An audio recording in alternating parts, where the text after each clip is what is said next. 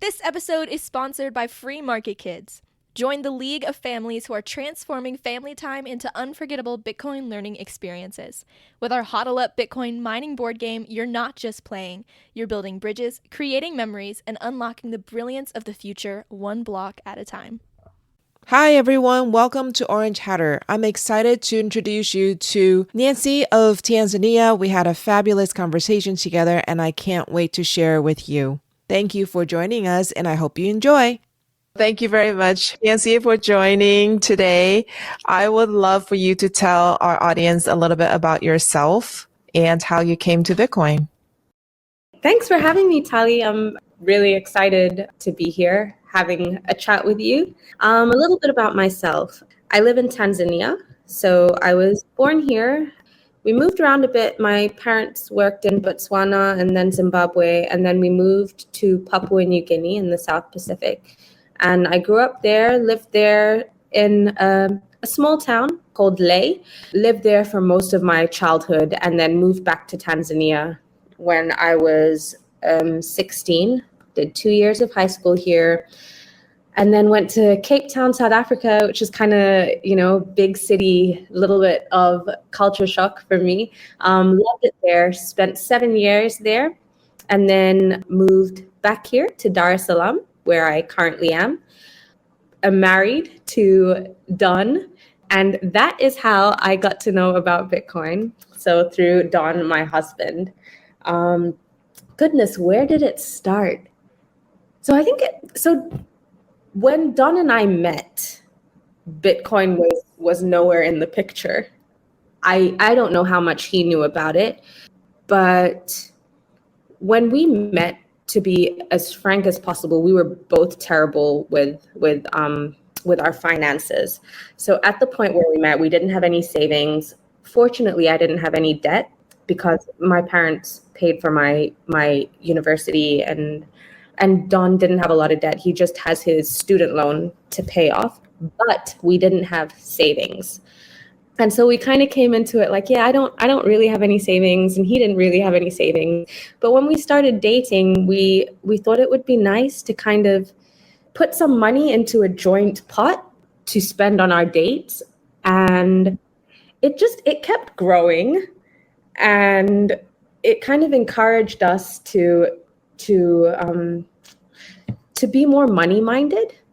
So we started with, in Tanzania, they have like mobile money. So your phone, you can send money to your phone and store it on your phone. And so we started just by doing that. And then the pot grew, and it reached the limit of what could be stored on mobile money. And we're like, all right, let's open a bank account. And at this point, Don had proposed, and so now we're getting married. And so we opened a joint bank account.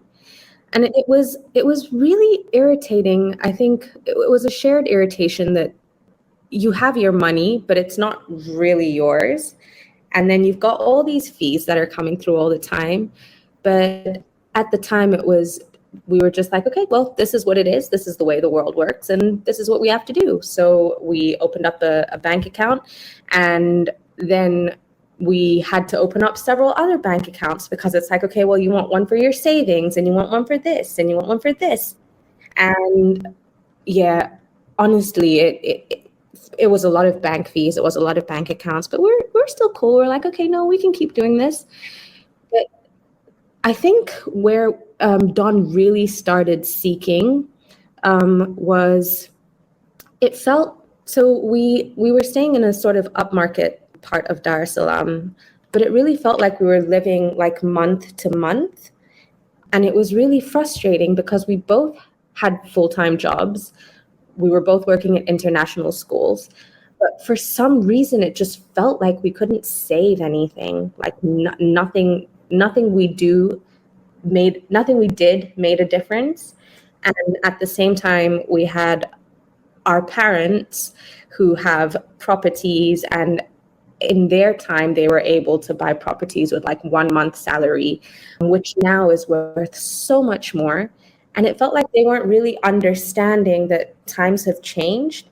And the expectation was, you get married, first of all, we broke the first expectation because we had a wedding with just like 10 people instead of a huge thing. You get married, you get a job, you buy some land and you start building a house. But it was impossible. We couldn't do it. And so Don was feeling really frustrated with that whole situation. And so he's the type of person who, when he starts to seek, like he digs, like, so he would spend ages on the internet. He was watching like YouTube videos, and I had no idea what was being said. I just remember hearing like little bits of big words, and it felt way too complicated for me to grasp. So I said to him, I trust you, do what you need to do. Find us a way, find us a place where we can put our money that's safe, that where we can stand a chance to start to save. And so he found Bitcoin. He presented the idea to me. I was like, yeah, I don't care. I don't really want to know about it. Like, you do what you do. Then I realized, so we pool all our finances together and each get a portion of that as pocket money each month. And then I realized my pocket money was running out, but somehow Don, like, he still had money to take me to nice places. And I was like, how is it that we get the same amount of money? And so that's where he started just talking to me about Bitcoin. But he was always really adamant that it wasn't some sort of like get rich quick thing. He said, Nat, the only reason you should do this is if you're in it for the long term. So he said, you'll just drive yourself crazy if you think that each time, I don't know, you get pocket money, you put it in and then you take it out of Bitcoin as soon as it makes a little bit. He said, if you want to do it, just like put in a little bit, like every week, just put in a tiny little bit. Yeah, and that's how I started learning about Bitcoin. So just through Don being patient with me and walking me through it a little bit. There is so much that I still don't know.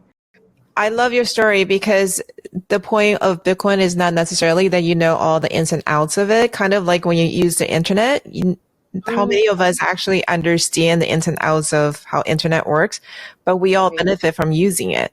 So it's actually really wonderful that you went straight into the user side of it. You didn't get bogged down in sort of the weeds of what is this thing? I don't understand it. You just started using it and you saw the effect of it. Now, going back to what you said before, you mentioned that you were frustrated because you were putting money into your account, but you were frustrated that the money wasn't actually in the account. Can you expand a little bit on that? Right. So it's like I would get my salary. It goes into the account, but it's not really there. Like it's not yours. It's a bunch of numbers. It's not really there. It doesn't grow. It shrinks because each month, no matter what we did, there would be bank fees. If we wanted to spend on anything, there'd be withdrawal fees. So there'd be all these fees just to access my money. And the way I would do it was, so because I'm big on mobile money, I would get a salary to my bank account because you can't get your salary to your mobile money. And then there would be a bank fee to send some to my phone. And then there'd be a bank fee, a mobile money fee each time I tried to use it from my phone. So it was costing me money to have money. It was just so frustrating. So every time you wanted to use your own money, you had to pay a fee to use your own money. Every single time. And the fees were eating into your savings. Yeah. Yeah. In a big way. And like when I sat down and looked at it over time, in a big way, no matter what I was doing, so long as I was moving it a little bit, like spending it or transferring it to myself, it was eating money. Mm-hmm. Mm-hmm. And can you compare that then with your experience using Bitcoin? I know that you mentioned that you were putting it into your dating fund, which I think is amazing and wonderful. You guys are so disciplined. That's so wonderful. But can you do just a quick comparison for those who don't quite understand about how Bitcoin works, the difference between spending money that you put into the bank versus spending money that you put into a Bitcoin wallet? So actually what's happened now is the Bitcoin wallet that I have, I don't spend from.